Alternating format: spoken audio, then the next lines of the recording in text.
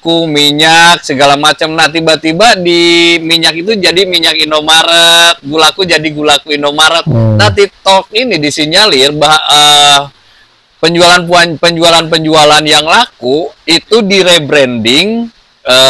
Misal dulu tuh skincare yang laku di rebranding, di produknya di Cina. Itu yang pemerintah mulai.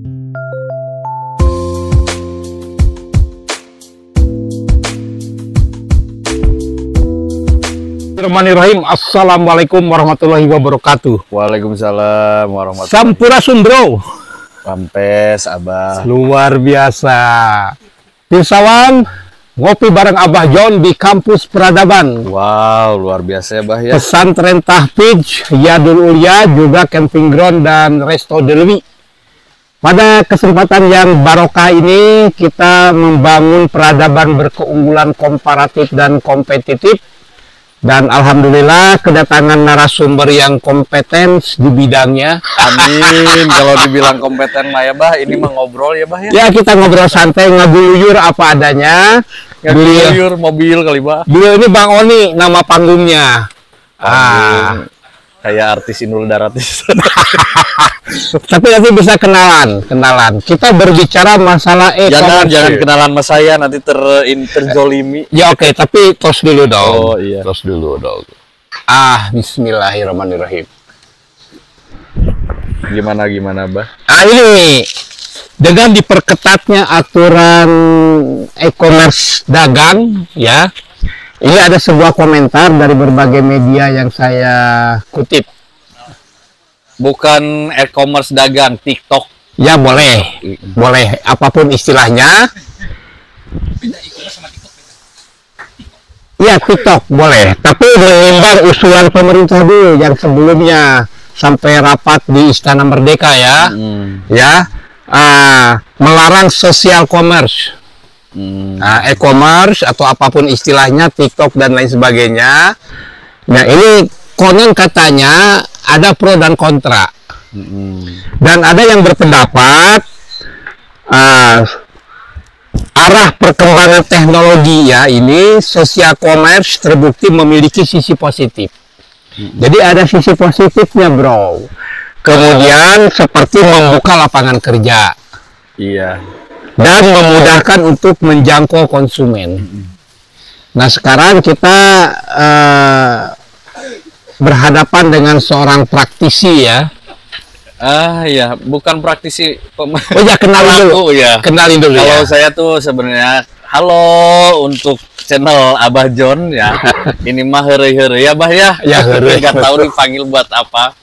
Tapi memang saya pelaku usaha yang juga ikut terimbas dari kebijakan-kebijakan pemerintah. Oh, ikut terimbas nih. Iya. Tadi agak diralat sedikit itu kalau marketplace yang lain sih masih aman, Bah. Ini yang marketplace yang tergabung di TikTok. Jadi kan kalau dulu kita bisa jualan live ada keranjang kuning. Nah, si keranjang kuning sekarang nggak boleh sama pemerintah. Nggak boleh ya. Nah, itu tuh menjadi pro kontra ya. Karena kan teman-teman saya, bahkan saya juga lumayan pernah mengenyam manisnya di TikTok. Bukan jualan, kalau saya lebih ke konten kreator. Tapi kalau menyematkan keranjang kuning itu kita ada uang yang dihasilkan, bahasanya afiliat. Nah sekarang itu nggak boleh di TikTok khusus ya. Nah kenapa pemerintah ini nggak boleh menyematkan keranjang kuning? Karena ternyata bahwa si TikTok ini, Abah pernah belanja nggak ke Alfamaret atau Indomaret? Iya, so pasti ya. Itu ada gulaku, minyak, segala macam. Nah, tiba-tiba di minyak itu jadi minyak Indomaret, gulaku jadi gulaku Indomaret. Nah, TikTok ini disinyalir penjualan yang laku itu di rebranding.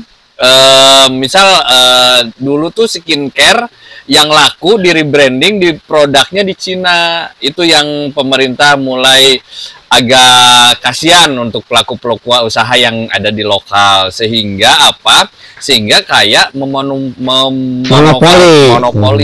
Kalau marketplace yang lain kayak Shopee, Lazada itu kan dia nggak bikin produk. Tapi kalau TikTok khusus, dia kan punya datanya barang apa aja yang laku. Nah, yang laku itu dihajar, Bah.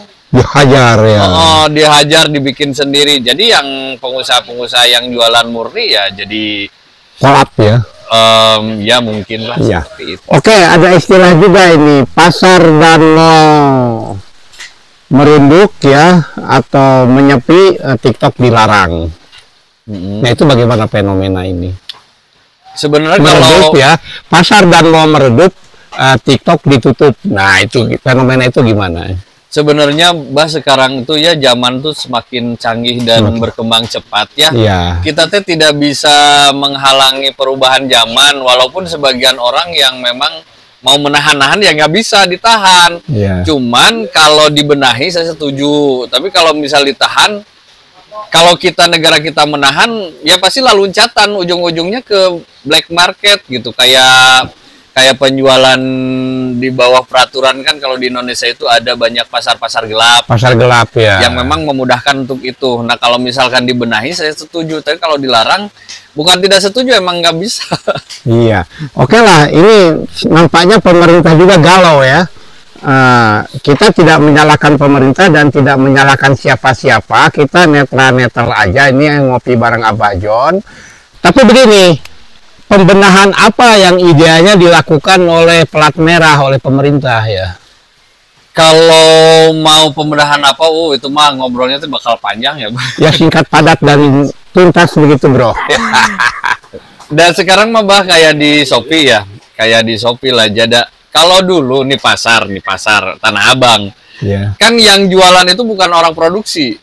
Bukan orang produksi. Jadi orang produksi jualan gitu, dagangin lagi, otomatis kan untungnya ada, untungnya bagi-bagilah. Kalau sosial media atau marketplace itu kan siapapun bisa berjualan, entah itu pabriknya, entah itu penjual yang ngambil untung dari situ. Ya. Nah, kalau saya sih lebih membenahi ke aturan itunya. Jadi kalau misalkan yang punya konveksi atau pabrik, ya bukan dilarang ya, dibenahi untuk tidak dagang langsung gitu. Kan kasihan untuk para pedagangnya. Ya kalau untuk season produksi ya udah produksi, jangan jualan gitu. Tapi dagang langsung menguntungkan konsumen juga kali ya? Ya lebih murah. Lebih murah. Iya. Iya. Hanya yang jadi masalah kalau dagang langsung.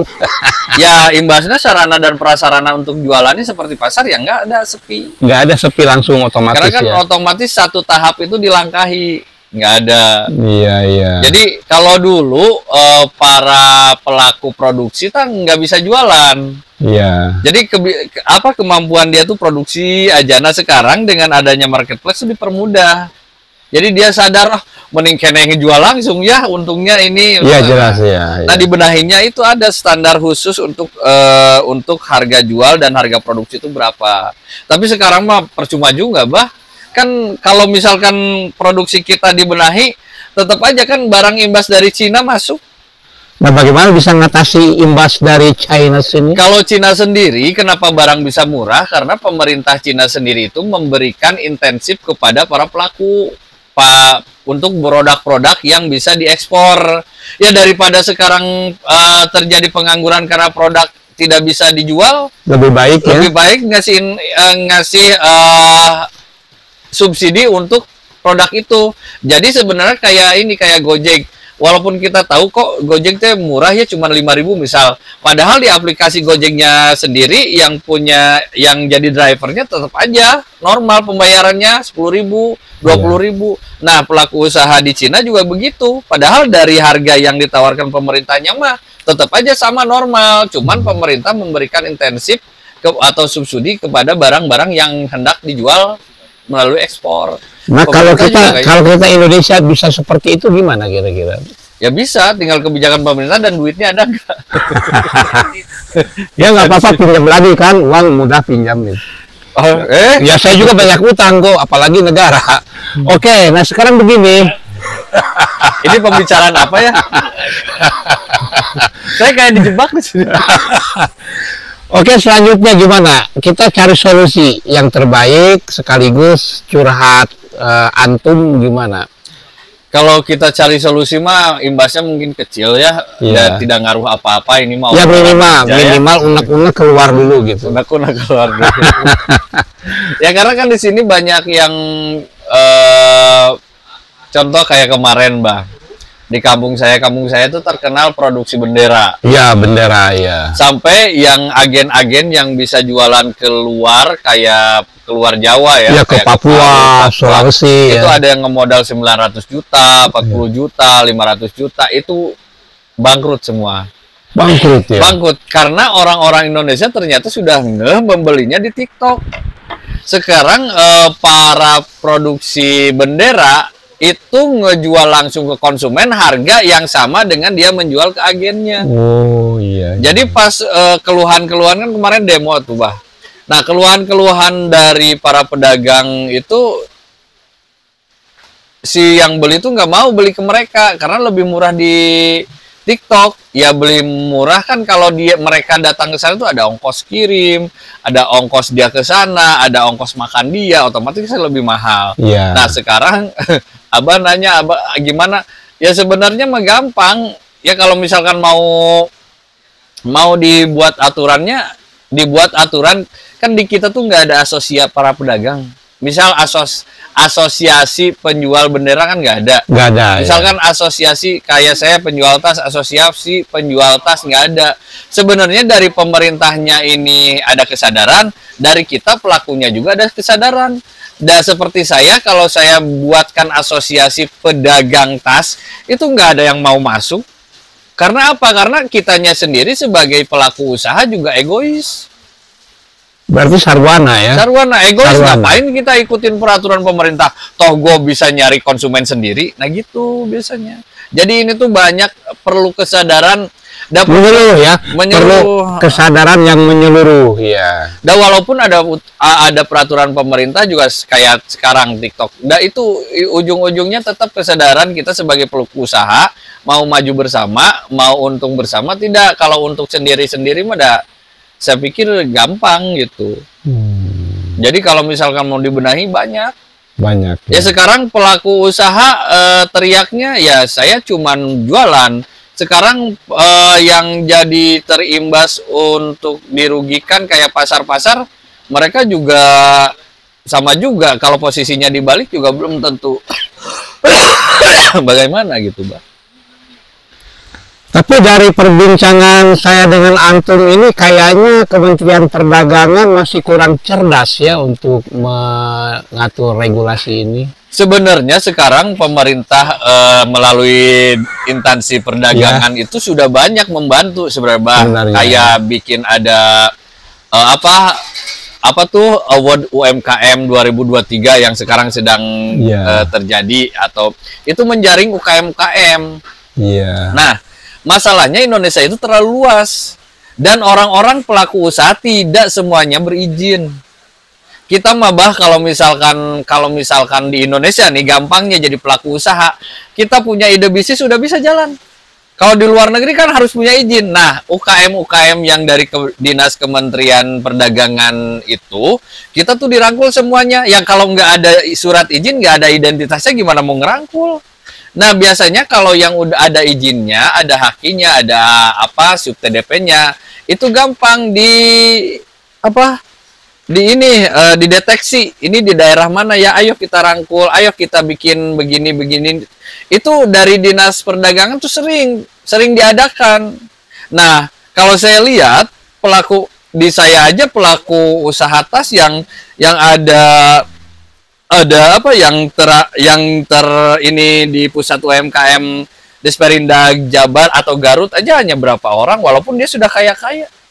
Ya. Jadi itu agak susah karena di kita itu terlalu bebas. Terlalu bebas. Kalau dari pemerintahnya itu saya lihat, saya udah sering ikut seminarnya juga, mereka udah mendata dengan detail. Jadi kalau udah ada datanya, kita mau digimanain juga gampang. Versi pemerintah kan begitu. Tapi kesannya yang itu juga yang dibina gitu ya. Karena setahu saya yang datang ke dinas itu saja. Jadi waktu saya ikut wirausaha baru Jabar, itu tuh ada pendampingan sebenarnya, Bah. Ada pendampingan dari Disperindag ke pelaku UMKM. Ada pendampingan. Siapa nih gitu. Cuman memang yang saya lihat keterbatasan personil.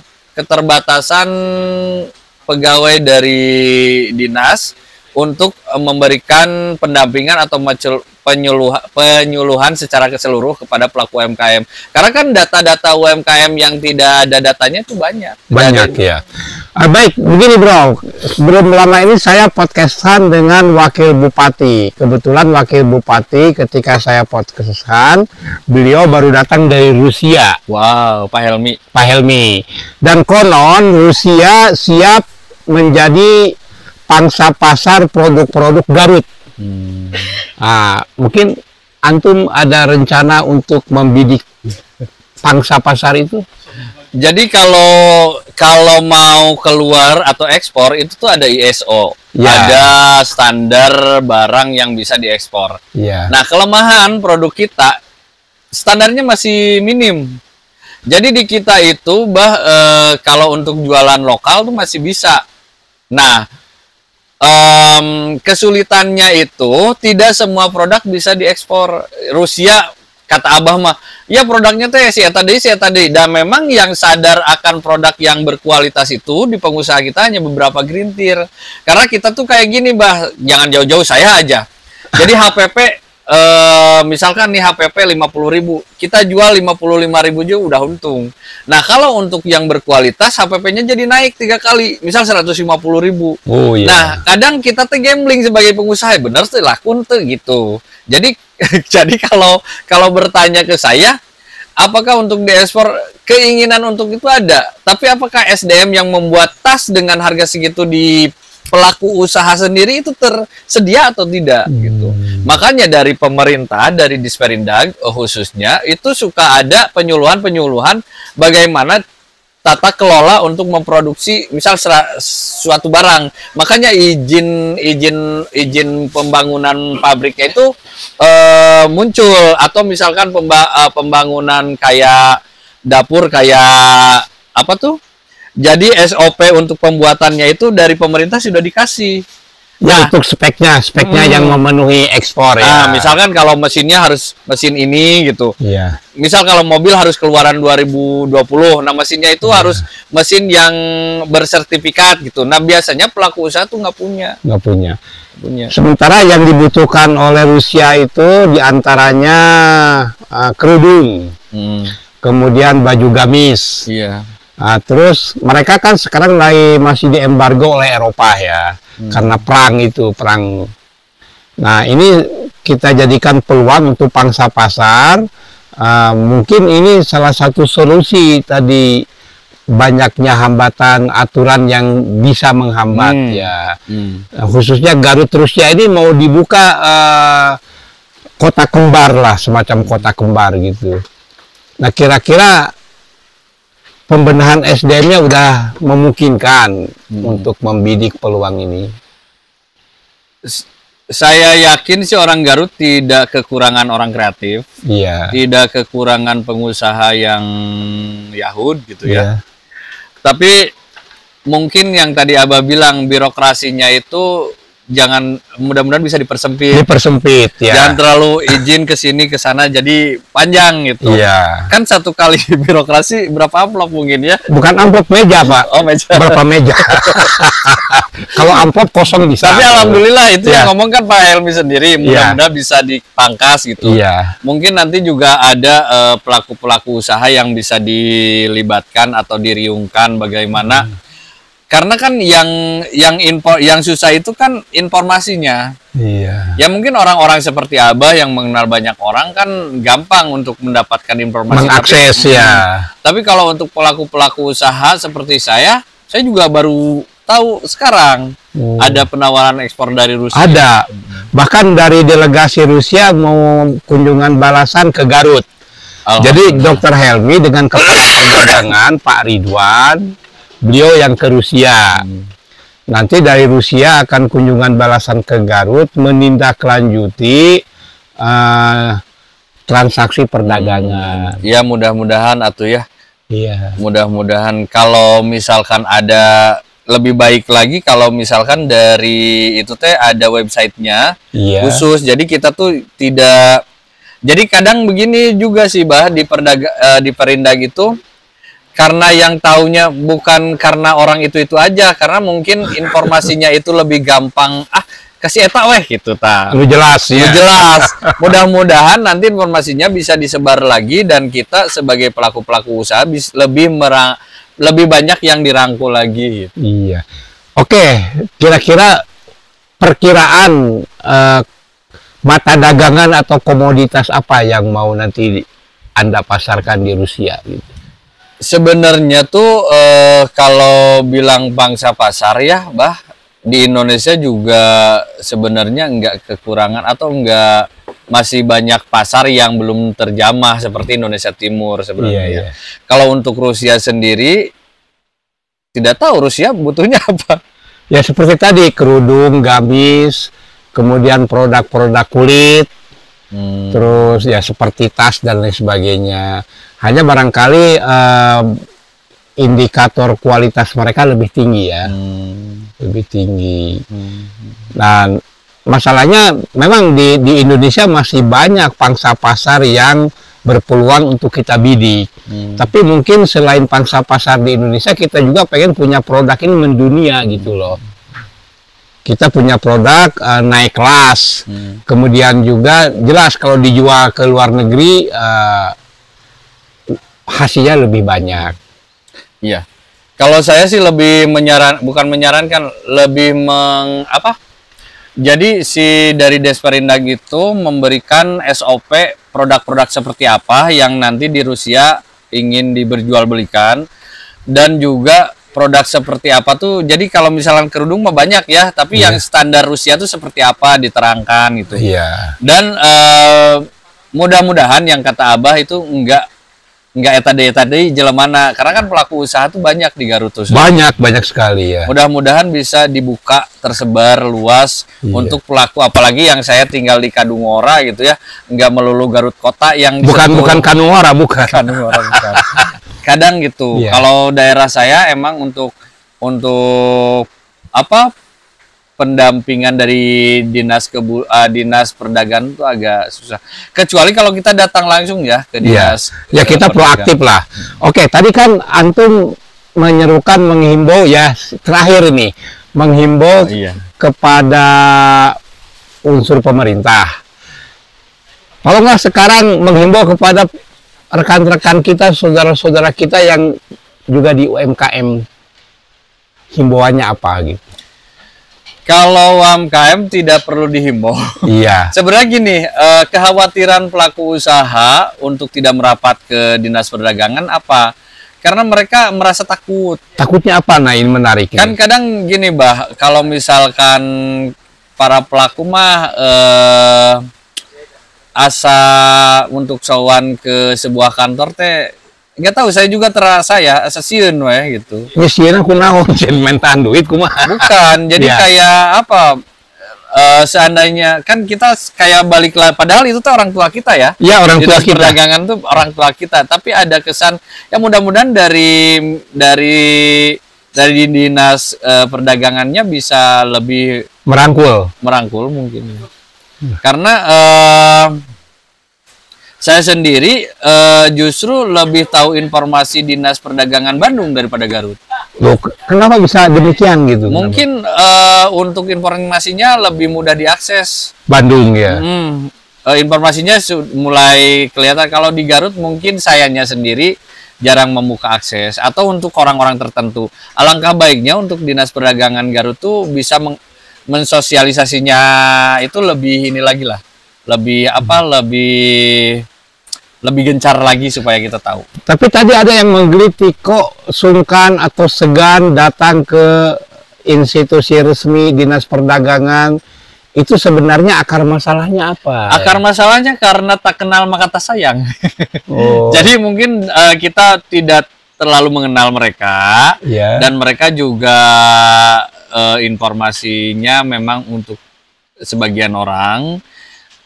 Bukan salah Dinas Perdagangan, saya pikir ya itu mungkin mindset, tapi juga alangkah baiknya Dinas Perdagangan juga bisa mensosialisasikan siapa diri mereka tuh lebih luas lagi. Iya.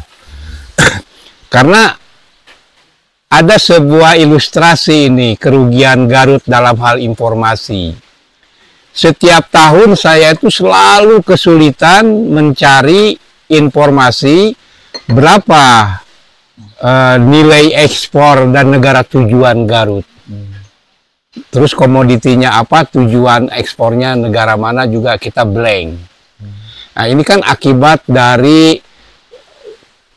kekurang terpaduan ya institusi resmi dengan para produsen.